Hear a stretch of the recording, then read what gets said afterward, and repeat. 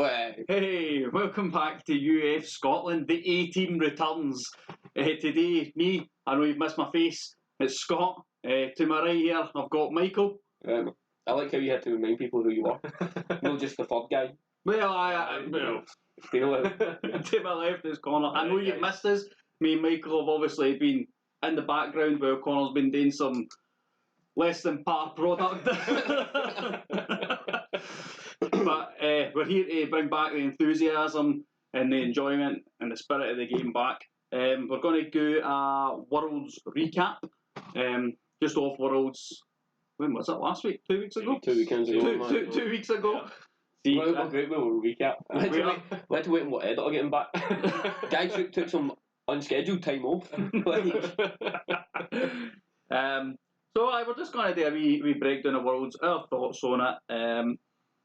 Connor's going to give us a rundown of his day because he was actually there. Right. Go a wee rundown about the top 16, and then we're going to go on to one of the kind of the big things, one of the big talking points that came off the back of it, which was Shield Big Bang, because it was a Shield Big Bang deck that won. Let's for the man on site, let's hear about it, man. Right, so didn't play teams, went to singles. Game 1, instantly paired against the Cassandra deck. Now I'm like, shit. I already know this is going to be either a win just or I'm going to lose because I already knew the deck. From talking to the guys and stuff, I knew what was going to happen. Especially when I seen there was 8 of them or 7 of them or whatever, I was like, this is all going to be the same thing. So first game was against Stefan Jones. He's probably the only person's name I'm going to actually remember playing against because he was a solid dude. Like Tottenham was one of the sponsor players as well. And game 1 basically, we're playing along. I'm transforming into Nutcrackers. I'm just playing the game the way it's meant to be. He just kept constantly getting checks. Like so, he was checking obviously, and then Cassandra bringing the asset. The amount of times he got an Oak Shield off of the check and then was able to block with it was so consistent. I was like, cool. Yeah. It had a Common Grant as well. Forgot that's got Breaker. That's a bit of a changer when you're like just playing your turn and he brings it out and then goes, right, cool, Breaker 2 or whatever, and I'm like, shit, I'm not planning for this. So obviously you just mentioned that you're playing Transforms and Nutcrackers. Like, what was it that you were actually playing? Because not everybody knows. Everyone knows. I think if you're watching the podcast at this stage, you can make a good guess. You can totally guess. I was playing Rando. No, I was Goro. I nearly was Rando the night before though. No, you weren't. No, I was. Me and the brother went to the casino. I lost the roulette, and it was all of them black. Was Goro, red was Rando. Man's on black for Goro, and I was like, it's a sign because I had all the extra cards for Rando. I genuinely was thinking about switching to him during the course of it because I was like, I've got all the cards, just switch to him, maybe have a better day. I had basically no practice with the all Goro as well. That was obviously the flaw. I discovered when you book something really last minute, there's a lot of less time where you can practice. I'd had so little games in. Also, I'm going, Aaron needed to be top the game. So like that then became like, so I had the Liu Kang deck with us to teach him because I was like, I can't just play all Goro because he's not going to learn a lot of stuff if I'm like doing stupid stuff turn 1. Yeah. So I had like Liu Kang with us, and then I had about 9 different characters that each deck could side into. So I taught him like from the airport to getting there every day, every morning. It was a game of UFS, then to the casino. Like that was the routine up until Saturday. Fair enough. And so I get Saturday, I'm playing Stefan Jones, he's playing Cassandra. It was super close games both times. He just had the blocks or had the breakers. Game 1 he eventually gets me, but we were about 40 odd minutes into game 1. Game 2 went a lot faster. He just popped off with Shield Big Bang straight away. Game 1, the flaw I had was I had the answers to it. So I had round 1 fight out and I had Rhythmic out. And then it checked Kazil or whatever it is, the Big Zazzy's. Checks Big Zazzy's asset and brings it out, and then sealed one. So then it seals Rhythmic all the time. So eventually I use round 1 fight, get rid of that, and he plays the second one. And obviously Rhythmic's now still sealed. Yeah. And then he got around it, which is fair news. Like I kind of knew that was what was going to happen once he started sealing Rhythmic. I was like, I know he's got 2 in hand. He nearly failed on that though because he checked 4 threes in a row when he kept going to replay it to the point where if he checked a fifth, he actually couldn't pass it, and I'd have beat him in the swing back. And he checks a five. And I was like, well, you were bound to check one eventually. Like, game 2, as I say, was a lot faster. 2 was me. So going into game 2 against Maxi, another sponsor player, Josh Gardner, I think, if I remember rightfully, and he just popped off every turn 1, like as in like I should have brought the blooming notepad with us, right, but that should be burnt because I didn't get a single hit into him in game 1. Like he turned to me twice. Okay. And I'm like, I mean, I know Maxi can do this, but please no. Like, there was just nothing I could do. So I'm like, I lose that game, just start wandering about the convention hall because Aaron's still playing his game. He played a Eugenian turn in game 1, wins. So I'm already raging that the guy's been playing for a week is already ahead of me on points. He loses to somebody in the next game, and we kind of wandered the convention hall for a wee bit. Game 3 was against Jada, and I was already pre-tilted going into that match. Like, I was just raging. I was like, I'm getting every bad pairing I could possibly get, and this is the one that if I don't get a good build will annoy me. Game 1 he beats me after a half-hour game. Game 2 I rattled him in turn 1. Like, it was magical. I had swung 7 times in turn 1 and had built 4 foundations and still holding with 2 in hand. And I was like, yep, you can't beat those kind of magical turns. To the point where I turn 1 them, and then we get into game 3. And as I say, I'm so pre-tilted after the last 2 losses that he plays a God of Thunder, plays the next thing, needs to check a 4, checks a 3, passes turn. So I play my Mayfields because I'm an absolute psycho and always start with an attack. Check a 3, commit Goro, pick up the Nutcracker that I checked, and instead of just playing the other 2 bloody foundations, I go, fuck it, let's play a 5, check a 3, cool, that's my turn over, and then he outbuilds me and beats me. So, game 4 was against the Roy player, and that was where in the chat I was like, if I lose to this Roy player, because DK plays him, I'm quitting. I'll get the packs and I'm tapping out and scooting. I'm fed up with it. Absolutely annihilated that dude 2-0 though. Obviously Roy's like, oh, you're only going to commit. Once you've committed stuff, you're only half readying up stuff. And I was just like, yeah, I've got so many foundations, I don't care. I think Roy's one of those awkward characters where Roy's definitely got favourable matchups if your opponent's never played against Roy. Yeah. There's a lot of ways that people just change their game style. Yeah, he's like the surprise. Yeah, I know the first time DK rocked up with Roy, it took a lot of the local guys by surprise. Yeah, totally. So maybe the fact DK's in the meta locally, it was that's such a strong Roy deck. Yeah, really. They definitely played differently. Yeah. Like I played more aggressively on building the foundations straight away, to the point where I was like in deadlock at like 26 cards. Was taking all the deadlock abilities though as well. Like it had quite a few. That's fine, man. And I was like, but I've got enough blocks and stuff like that. As long as it's not double fatality reduction. Nothing in deadlock. Nothing scary like that. So I won that one, and then lunch happened because 150 players is 8 rounds, which was also not prepared for, like, in the slightest. Having that extra round actually changed up how many games I had to win. So like going into like the last 4. I was like, right, I actually need to win every one of these now, like, for a good record. Arguably speaking, in most Swiss kind of brackets, you always just need to go X2. Oh, yeah. Yeah, that's basically X2 is the magic formula, and then depending on what the cup goes to. Yeah. Because when we got to the break and stuff, like Jacob Johnson, Miles, and everyone were all saying, no, you can still make that. Win the next. Win the rest of the games, and you probably get there on diversity. Stop that low bracket, mate. Yeah, that was just it. Try to remember the last of the games I didn't play, because then after that I had to play Taysai and get trounced 2-0. Turns out when you've not got enough to deal with Gage, those characters come out a lot faster than you think. I mean, I was swinging constantly. Like I had them down to mostly like one character card all the time, but it was popping off so fast as well, where it was like I was taking just as much hits. So is he using the Suzaku support to put the characters back in? He bloody prismed me turn 1. Oh, amazing! That's great. I love this guy. I was watching him play in the game prior, And I watched them prism somebody like, well, that's quite funny to watch. And then after to me, and I'm like, I don't like 7 damage getting hit in turn 1. No?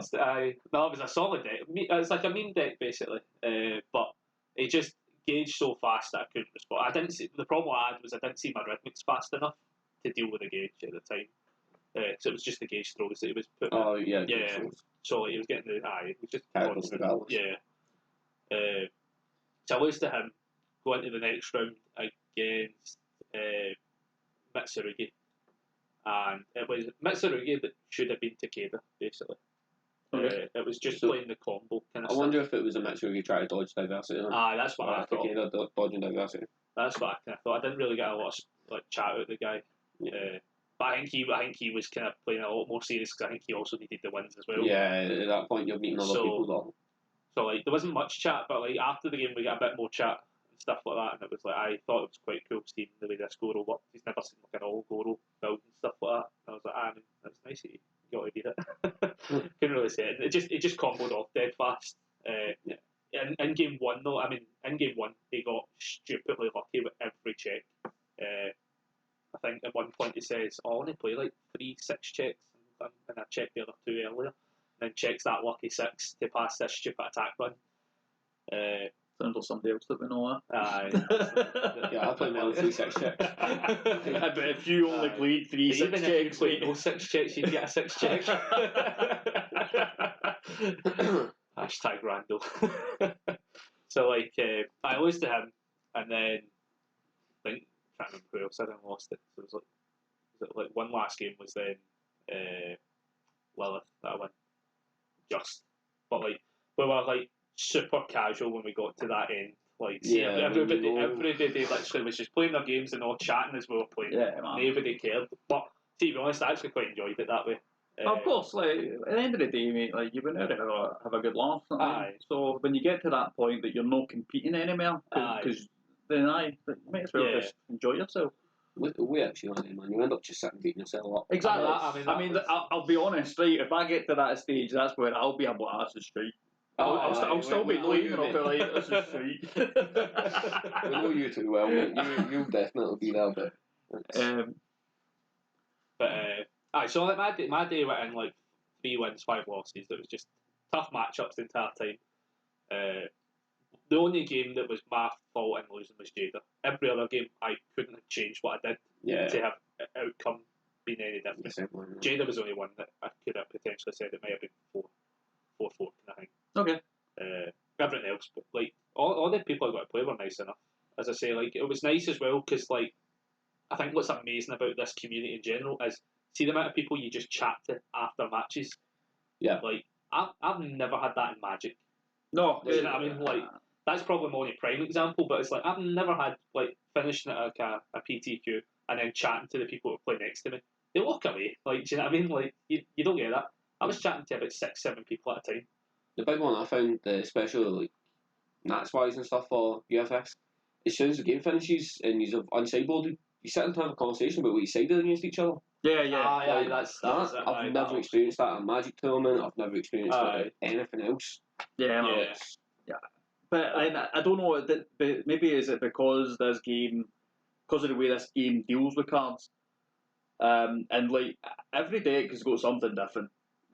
So like you could be like I did this because I knew I was coming up against this, and then they'll go right, okay, that I've never even thought of that. Let's share our knowledge. Like this community, the community for this game is great for sharing knowledge. It's amazing. Like people share knowledge all over the place. Apart from like maybe there's something major coming up and there's something they've found that's a niche. Yeah, you need and you just keep that keep that back. But as soon as like the cat's out the bag, they're like, this is what I've come up with. And this is why I came up with it. You need to start that Jaguar speculation. You're right. I love the community for this game. It was amazing. As I say, like it was also good because obviously Aaron's a new player. Yeah. Goes literally had started really properly playing the Monday that week, and like as he said, everybody he was playing against were chatting away, weren't rushing these games or anything like that. Like they were like he just said. I think he said to everyone when he played them, "I'm a new player. I've been playing since Monday." And then everyone was like, "Well, just take our time. Like we'll play out how it plays out." stuff like that. As I say, he got 2 wins and a draw. Yeah. Like, not gonna lie though, I think there was a secret sect in the Scottish community that when you started taking losses early, they started to switch. come on, here we go, Aaron. Aaron for world Aaron's champ. my boy. But that's another thing as well, right? So you look at other games out there. I'm just going to take Final Fantasy because it's the first thing that came to my head. Like, to get to World Championships and stuff, you actually have to qualify to go to these events. Yeah. You cannot just turn up like you do with UFS. And now I think that UFS leads by far in that. You're going to get more players playing your game if you can just turn up to these events and have fun. There's a competitive element, but there are casual players that just want to play the game. And like being able to turn up a day, like I've got that day off work, I can turn up and play 8 games of UFS. They're happy. That's what they want to do. One of the biggest reactions I get when talking to new players and stuff, giving them demos, is the kind of thing that Jason's put in place. So you don't pay to play at nationals, you don't pay to play at worlds. Like if you're having to pay to travel somewhere to play, then they're not going to charge you entry fee. That's just so appealing to a lot of people that are maybe not the super competitive type, that are like, oh, I'm going to go to nationals and try and win it. But now they've got an incentive to, well, I'm going to get some prizes, I'm going to get the experience, and hey, I get to travel down with my mates that might be more competitive with me and have a time in it. 100%, because we took obviously Steve. We took Steve, who'd never played the game. You've just took your brother, never played the game. Yeah. It's great because it helps build community. Yeah. 100%. The trial by fire method is possibly the greatest method ever created, though.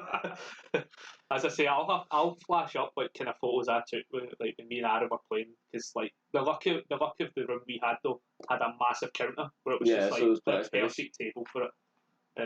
But like we were playing at the airport, like we went to the lounge at the airport. I had a coffee, we got a couple of games in, and rushed for our flights because we realised we were an hour late. And I was like, but I want to finish this game. We didn't finish that game. We really needed to go. From playing at the airports, playing at the hotel and stuff like that. It was easy. It was easy enough, and like he got the deck, understood it. Good man. That deck get me and you about. Aye, listen, I added enough to that deck to count. I'm glad you did. Aye, it was a Murray and Connor deck. Imagine what could have happened if I had my input in there. I know, we'd be playing a 100-card deck, trying to figure out half the cards. You may as well say you did, man. Like, you'd have the same amount of input as Connor. Superb. But I'm glad that Aaron enjoyed his day. That was the thing as well. Like, I think the thing that was also really good for him was, like, obviously I've met Miles and Shane and stuff before, so like I think like being able to introduce him to people was a lot faster as well. Yeah. As I say, like he literally went to give like Shane a handshake when he first met him, and Shane just full on hugged him. And Aaron went, "Does everyone in the community do this?"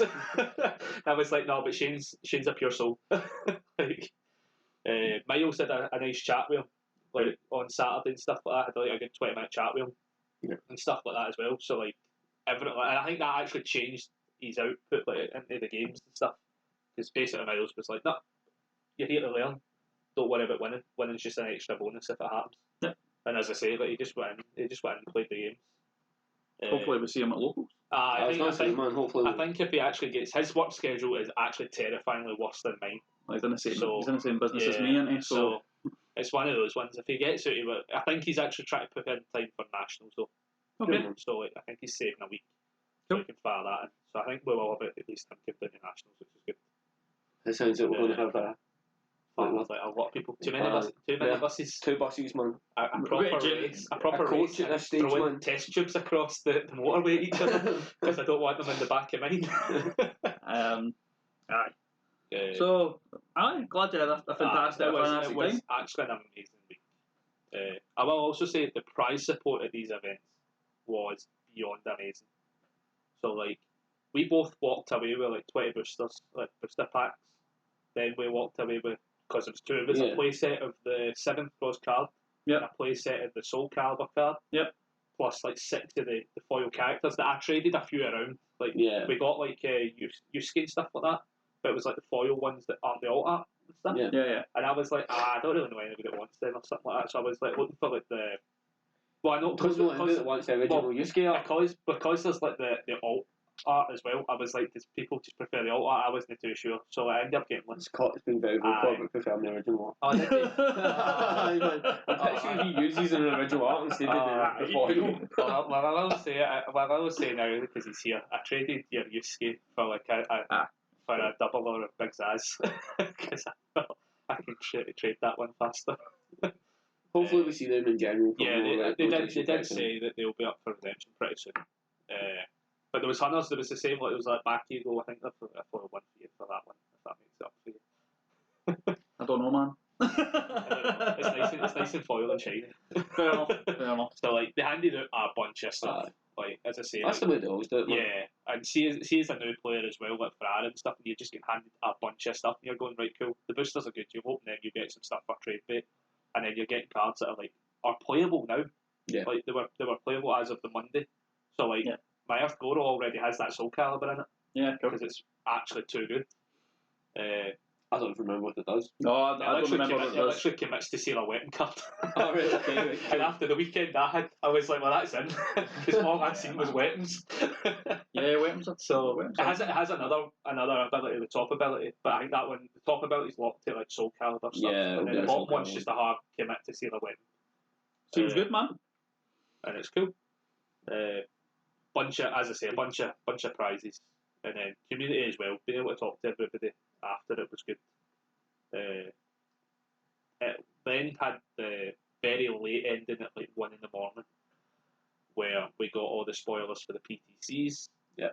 And I was trying to put up the go live on Facebook, but my signal was crap, so I had Aaron take photos instead, because we just couldn't like lock into getting a signal. The Wi-Fi was alright, but when everybody was using it, it was quite noticeably jumping. But Jasper were pretty quick in the turnaround to post those images anyway, man. Yeah. So I watched the Legendary Wolf video. Yeah. And then. Yeah, I think they had automatically seen that it wasn't the best of like pictures and videos that were coming out because of like the distance and stuff like that. Which props to them for like being able to react. Do you know what I mean? Put it all up. Because when I was taking photos, I was like, I wish I had better photos. We just couldn't. We ran in straight away and then just didn't have a great angle either. We were standing right up front. Top 16. Top 16? Top 16. So, top 16. Who's got the list of characters? My phone's in charge. Oh. we were prepared. We were prepared. I've got top 8. Where's your... So, 5 up. Oh, there we go. There's one for it to hell on me. What? Your phone doesn't do it automatically? No, because I hate it. I hate when it does it automatically. Right, who was what top 16? So do we start with diversifies? I would start with diversifies. Diversities. Yeah, diversification. Right, okay, so we had Dakota Khan get diversified. Yep. 15th place. A Cassandra who was in 12 got diversified. That was Stephen Jones. Yeah. A dark one. I was kind of surprised. I heard that these dark one decks are amazing. I watched it. I was greeting for the opponent. Like it was disgusting to watch. And maybe it's just because I've not really played them, or I played against Adams and it wasn't nothing to shout home about. But so I'm looking forward to seeing these deck lists. And then another Cassandra got diversified. Yeah. So I think that's telling us something. Cassandra was. It was 7, 8? 7 in total. Cassandra's 7 in total, but there was a handful of characters that were doing the same deck, just avoiding the diversity. Yeah. Basically. Which was just fair enough. Let's if you're going to handicap yourself game 1, man, you may as well. For it. Yeah. Okay. Top 16. Yeah. My guys are rundown. So top 16, man. Right, so just stop me if there's any characters that surprise you. Obviously, you were there. We've seen the list since. But we had Cassandra, Tim Keith 2, Scorpion, the Dark One. Right, so the Dark One, right? The reason that kind of surprised me is it's this 2-in-1 check thing, and the character was just out. Like, so I wasn't expecting to see anything major there, but I've not really paid attention to it. So that's maybe why. Like, I know I've got a Dark One deck built, and I mean it's just quickly thrown together. It was like I want to build off evil. What can I play? Yep. Let's Parties were an obvious choice. Yeah. I think I've had one game with it if I'm lucky. Maybe the game two. against Scotland. I had the game against Scotland. I don't think I've had a second. Okay. Don't get me wrong, I definitely played them. I appreciated the ability to ready them. And like each time you came at me, you bump for it or bump off people for it. I loved that, but I would never have put money on them, like top 16. I would never put money on two of them showing up at Worlds. Never mind. Both. He's a character that plays strong cards. Yeah. So maybe that's the factor. So pretty much when I was watching one of the games, I don't know who it was, if it was the diversified guy or not, but it was just, I'm going to hit you. Like, and that was genuinely it. It was like, even if I check a turn, we commit out for it and still hit you. It was just aggressively brutal. Fair enough. Thomas, Jeddah 2, Takeda. Takeda, that's the one to also stop on. Were you surprised by it, man? I was surprised that it was actually going to combo off as well as it did, because I actually, when talking to people, I thought people were going to do Mitsurugi first for it. Yeah. But the fact that I was then kind of like surprised more, because it was like, who was going to do the opposite way around? Do you start with Mitsurugi or do you start with Takeda to avoid the diversity battle? Takeda does it a lot better though. I think the option there is you go Takeda. Yeah. Well, if you're definitely playing the other one in sideboard, you go Takeda game one, right? Because if you win that dice roll, you get to set up, you get to go. Yep. And you hopefully just turn two. Yeah. So I was actually surprised to see it get to top 16, but I was also quite happy it did get there. I don't know. I think we're having Sam playing Takeda for a long time in the local meta and seeing the stuff Takeda could do before we got the Mitsurugi support. Yeah. I was quite excited to see what was going to come next. Yeah, totally. It's funny actually, like Sam was playing Takeda over the weekend, so it was nice to play against the same kind of deck. After that we've got Kotal Kahn, Chinook, Song Mina, Quan Chi 2, Remilus. Right, I've just got. I've not seen this deck yet actually. So I love Remilus. I think she's great. I know, man. Like this is what you've been waiting on. Aye, like I need to see this deck list actually. I need to get. I'm going to get that up. Wow. Was it because there wasn't many Remilus being played? I think there was only one. I think it might have been the one Remilus. I think it was just the one. I mean, for a 5-hander, like making top 16, I don't think that. I need to find out what symbol she's played off of, I suppose. To see what it was doing. I would never have put money on a Remilus making top 16. I wouldn't have. That's another shocker. I'm going to find this deck list. I'm going to play this.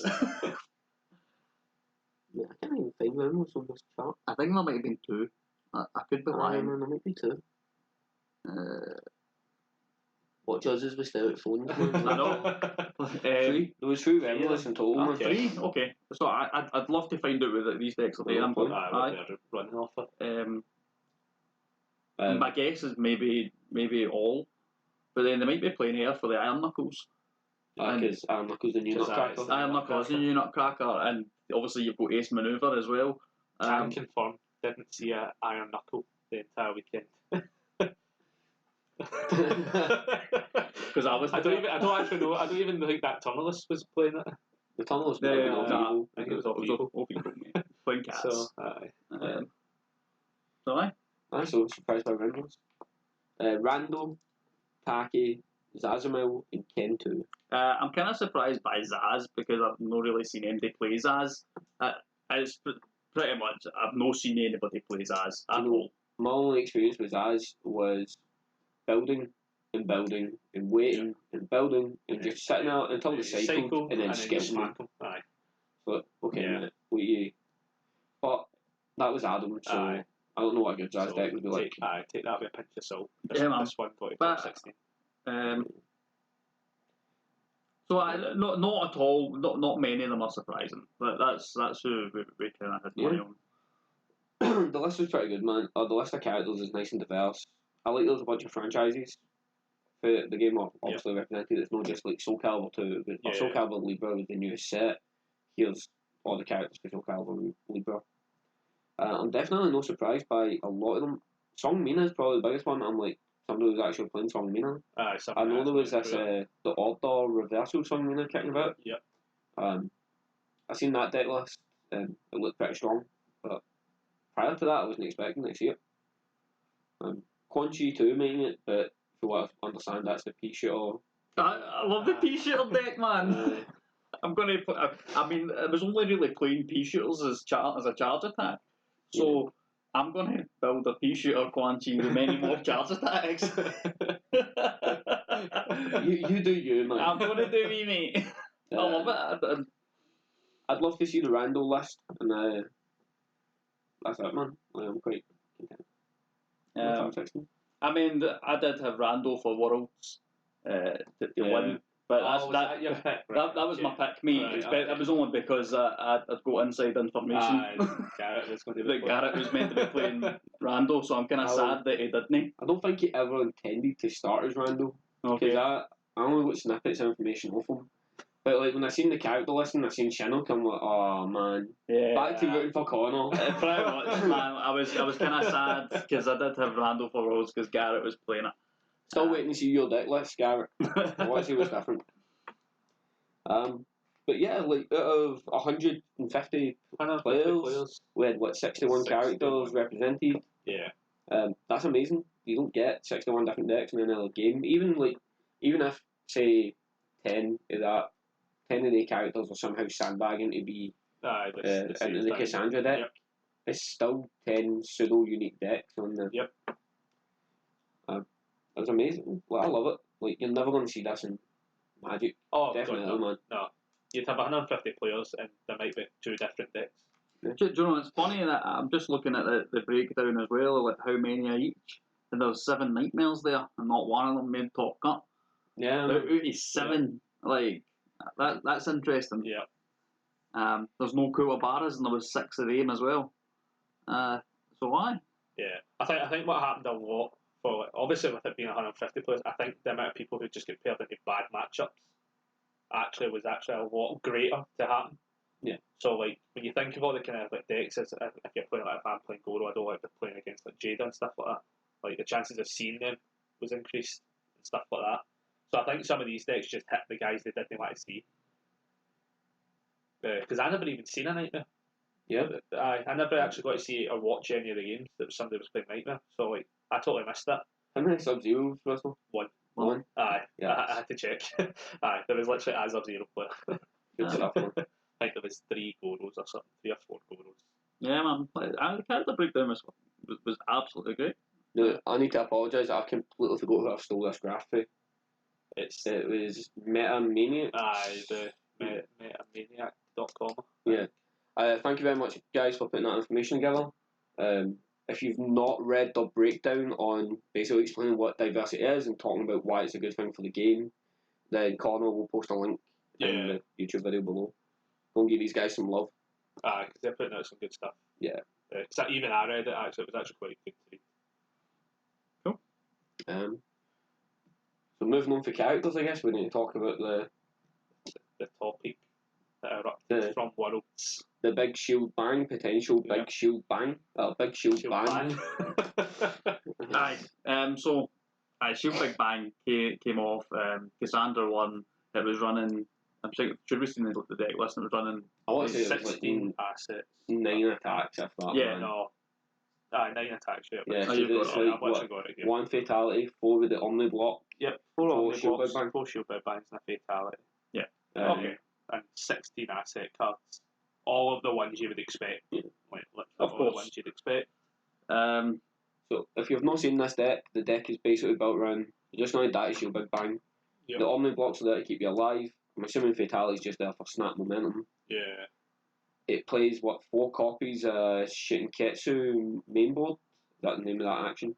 Oh, the action, Shitenketsu. It plays 3 of them. Yeah. 3 of them mainboard just to protect pieces. Right. I'm pretty sure it stops is it your cards or just your cards in your staging area? Cards I want to say it's cards, man.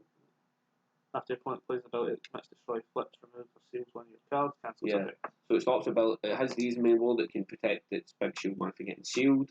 Yep. Can protect key pieces from being committed.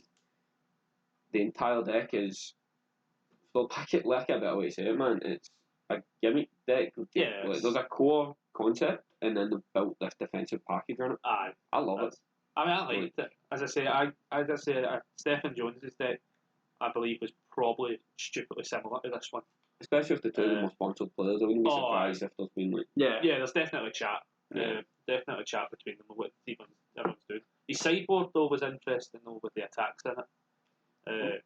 I guess having a sideboard with attacks is a necessary thing, man, in case just don't work. You get hit with something. Yeah. Like, I knew the big cyclone was going to be in there. I seen that one coming. But from Science with Love, I was like, fair enough. You're playing a lot of assets, man. Playing all the assets, then I drank Cheerios. I was like, it's not too bad. Essentially, it was just a matter of, like, it was going to eventually hit the shield big bang. Yeah. And then it pops off. If you've got the defensive pieces to cover yourself, if not, you're probably losing. But hit me a belter. I was going to say, obviously, you're the one that played against something similar, so... As I say, it was super close games. I had at least answers to it, so I'm in the boat of I'm not that fussed about it. I had answers. Yeah. I mean, I put stuff in the deck, not entirely realising I was going to have to fight against it at some point, but it's just good answers in general that combat it. There was others I could have put in, like the 7 Out World and stuff. I just never thought about putting them in. Well, it's just a happenstance that I run 7 Out Worlds in Randall. We've got a couple of farmer abilities that kick about the metal, so it's nice for that. And if you get like one Randall check off or one Randall E off for stats, it now means that you can flip a 5 for +2 damage. That's fine, man. Yeah.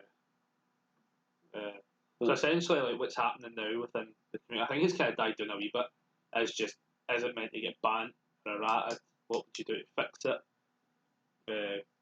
One of the posts on Facebook was literally what was the kind of cards people dislike playing, and I think what was coming out from it again, like when that post was made, it was more the negative play experience, was more the aspect that we're going for, as such. People are going to say it's a negative play experience if they're continuously getting beat by it, because like it was that getting beat is a negative play experience. Yeah. If you're continuously getting beat by the same card over and over, yes, it's going to be a negative play experience.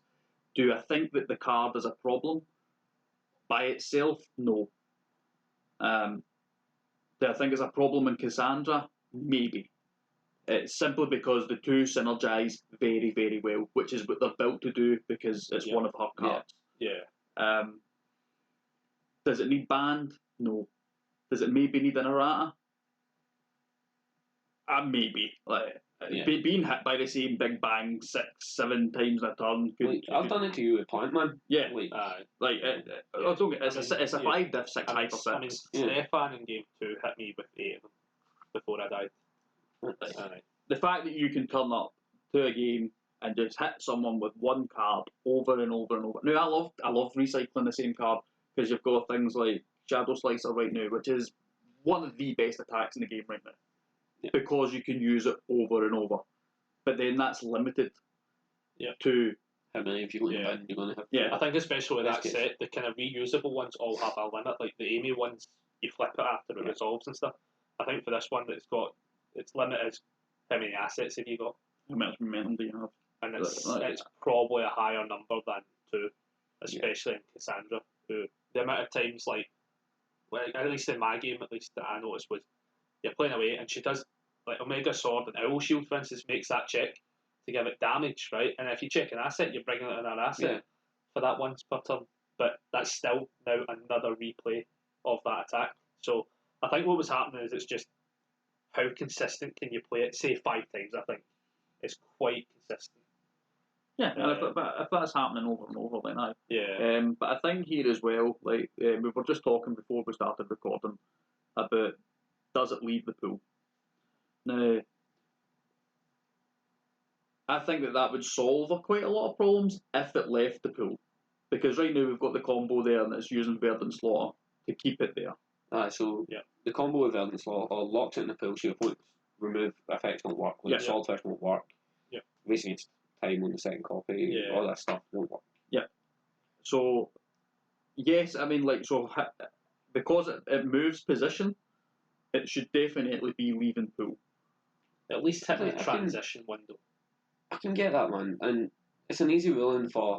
I feel as though this would be the easiest solution that Jasco can make, where they just go, yes, this card goes back to transition and into its new slot in the pool, it's leaving pool. so you can't use Verdant Slaughter to protect it. Yeah. Like, easy, that opens it up to a lot more defence. We had a long conversation, obviously, the other day, Alan talking about the card name banned, and me going with, here's 36 answers in standard, and him going 69 don't work because of this. Yeah. And I'm like, well, okay. Yeah. But wait till I find answers to your answers. Yeah. So if it leaves pool, you're opening it up to like Shoukin stops it. Can't remember the exact word in hand cannon, but hand cannon might stop it. Any sort of abilities like Swordfish now be able to get to interact it with it because people can't use Verdant Slaughter to lock it in place. I'm all for the, as it says, easiest solution. If they just rule it that way, and give it a month to see, give it a PTC or two, see what happens with it. Yeah, because think about it in like a character sense. That's what they did with Tim Keith. They gave him that extra window to see if that was what was happening, if he was just bust. Yeah. And then they fixed it. Do you know what I mean? I think One World isn't what's the decider of it happening. I think the fact Mark went completely undefeated from teams into singles and then didn't drop a game, I think gives it kind of bad press because there was other Cassandra players who didn't have the same record. Do you know what I mean? Oh yeah. So I would use that in its defence in the sense of, say Mark's deck is like at least 70% upwards similar to the other decks. But Mark went undefeated, but these 6 other Cassandra players didn't. Yeah, that's so what clearly I mean. They're bottom game similar. Clearly it wasn't. There was obviously an optimal build that says that's how it's going to work. And if you weren't playing it, optimal build aside, like even luck will play a factor. If you don't see you attacks, you're not playing. Realistically, you're not playing attack. Yeah. What I don't want to see happen, I don't want it to get the Tiger Scream treatment. Yeah. I do not like, because again, Tiger Scream was bad in one deck. Character, yeah. Like, and it's totally fine elsewhere. Like, it's not going to do the same. I mean, the biggest way to put it was, let's be honest, did they even see play outside of that other character? Like, obviously, it's main character. You've seen it in the main character in one meme deck. Yeah. Let's be honest, it wasn't like I was adding it to other decks. Do you know what I mean?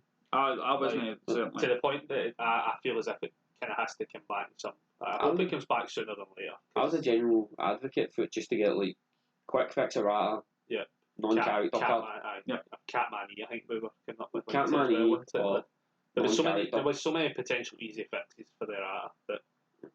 So and I'm actually kind of scared because of the way the community has reacted to this. Yeah, because the polling question had like 50 odd votes for like 81 votes for the big shield ban or big shield ban. And then the closest into that was something like 20, and it was like a random card. It wasn't even like it was like one of those cards. It was like Cool and Focus, for instance. Like it was something like, why the hell is that even on the list? Like obviously somebody's had a bad day against it, maybe, but it was like some random card where it's like 5 games in a row, man. I could have ripped Flamore up. What's that doing in there? I mean, it's 50% of his deck's milled. I know he only plays 3, 2 in the bin, other one's in hand. No, I hope it doesn't get hit with a kind of ban hammer. Yeah. So, because I played against it, and I actually thought that was one of my more enjoyable games as well. Like, I like playing competitively, so like to get to play a super competitive game like that. To be able to play against something that's filth and then either beat it or get close and be like, right, next time I know what I'll do. Aye. Don't get me wrong, I hate this card. I really hate it. Like, it's a 5 diff 6 high for 6. Like, so it's got stats, man. It's got stats. And it's only a 5 diff. So do you think this card would be as oppressive if it was a 6 diff? Well, see that, I kind of wish it was. Because every time this deck at least played it, odds are you're tapping 1. Yep. And if you check bad, then you're tapping 3. It's like my only saving grace when I played Stefan was the fact that he was checking 3s to replay them. Yeah, man. Where that was potentially Molny out. And again, he's only tapping. Shane pointed out it was like the deck auto loses to Shokin Prince. Yeah, because Shokin Prince literally pumps the difficulty. Yeah, because there was people shocked that I didn't take the Earth Goro because they thought I was going to take that as the hard counter to this. I'll be honest, I didn't even realise Cassandra was going to be there. Really? I actually knew Shield Big Bang was going to be there, but I thought it was going to be in the guild. You did not do your homework, I son. thought it was going to be. I actually thought there was going to be more guild players playing it from the PTCs. Yeah. The way it was running, because I just assumed people were like, guild gains life, so guild's a more survivable character, and I didn't think people wanted to risk the lower life. You did not do your homework. Oh, did you see my record? Listen, I didn't do my record. My record was so bad. I didn't do my homework to look for the taste side index. I think she was like my first when I put up a list, right, this is my top 8, and like that was Cassandra was top of my list. Like she's definitely meeting top cuts. Whether she wins or no, I don't know. Yeah. But aye. Me, you didn't. Aye. Oh, God, no. We knew, Dane. No. But fingers crossed. Let's not ban it, Jasco. Let's just get a wee fix somehow. I don't know how. Just a wee fix. I'd be keen to see, obviously, the villains wise. I'd be keen to see what other consequences that whole it does leave the card pool has on the game in standard. Like, is there other effects that they need to take into consideration? Like, is there anything else that will does get played for the card pool repeatedly, and you need to pull it back out and put it back in? Yeah. Is that why they can't just rule it this way? Maybe. I'm not asking for Jasco to do like a hand wave situation. I'm just asking for a wee change to the LGR. Yeah. I don't know if I've never seen a card like this other than the Amy one. To recent memory, at least, that plays itself with card pool. Plays itself with card pool. Yep. Well, there's ones that block for card pool. Yeah. And then replay. So Alternatively, explore some options, man. Don't just outright ban it. Like, I'm dreading the day I need to explain to a new player that when they crack a pack of UU, that Tiger Scream's actually banned. Tiger Scream's not a thing. It was the same when they were like opening Blue Gangs and Quanties. Like, you can't play that character, mate. Like, I think the difference is the uncommon versus UR. Yeah. When you get that nice shiny, you go, I can't wait to play that now. It's much easier to tell somebody, like, you can't play Punishment Time than... I suppose. You can put those 80 copies from the one booster pack aside, because that's what everybody had. Still good in draft, though. Still good in draft. So, yeah. Fingers crossed. Hopefully we get some comments, guys. Like, what are your actual thoughts? How would you guys fix it? Would you fix it? Where would you? Aye. I'm sure Mark won't. He's happy, man. So yeah, congratulations to Mark. Congratulations. That was singles and teams, man. Yeah, man. And he pretty impressive. And he's won US Natch. So when that champ patch comes out, there's 2 Mark cards and an asset card that come out. Well done, man. The dude racked it up. Aye. I'll see you next year. No, unless he's on both tables. So I think that's our Worlds recap, look at, whatever you want to call it. A-Team's back. Hopefully we get more content. I think the problem is I've got a really bad schedule because of my work, but we get there. Well, I'll be in more videos. I'm trying to write some stuff up as well for some written content. Connor's informed us that he's got other content that comes out somewhere on the channel. And I know Murray's going to be doing some other stuff as well. Yeah, they're a bit more UFS or UFScotland stuff at least. So we are trying, but it's just a case of work schedule for me. I don't have as much free time as I'd like, or as the other two. I definitely don't have as much free time, man. So he says. If you had seen me what I was having to edit before going to Worlds, I also don't have that kind of time. He's got more than me. You say that, man. A day. A day. Okay. What influx on new players, man, has me because I've been travelling about Scotland. Travelling about Scotland. So yeah, thanks for watching. We'll see you on the next episode. Goodbye. Bye, guys.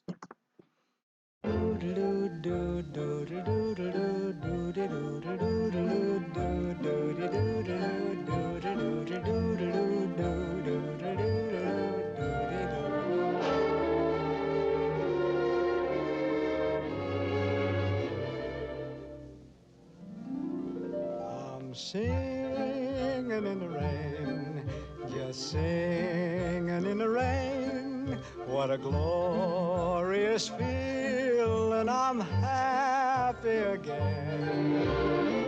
I'm laughing at clouds so dark up above.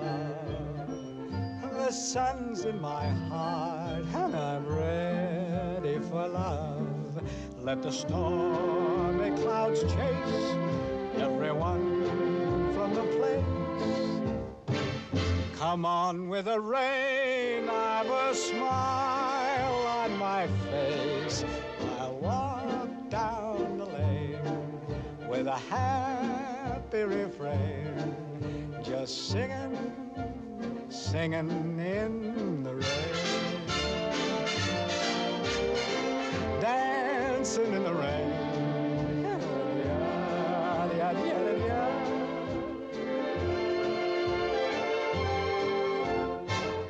I'm happy again.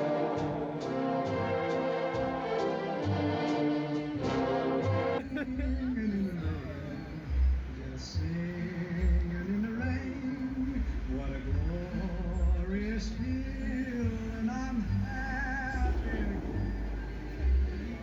I'm laughing at clouds so dark up above. The sun's in my heart and I'm ready for love. Let the stormy clouds chase everyone from the place. The temptation to slap your phone, Aaron.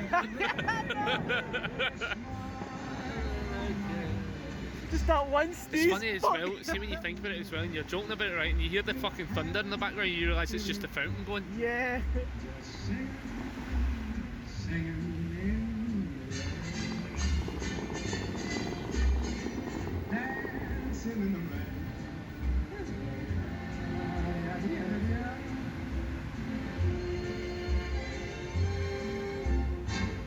I'm happy again.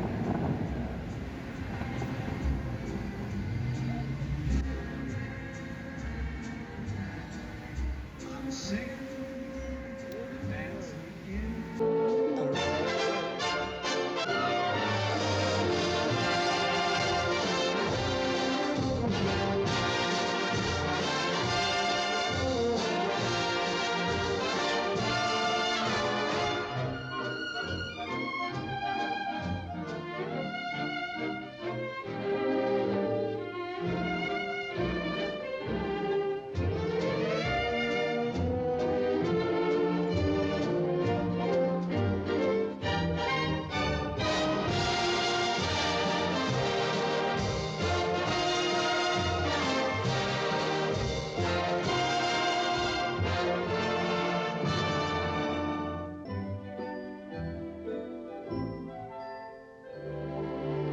I'm dancing and singing in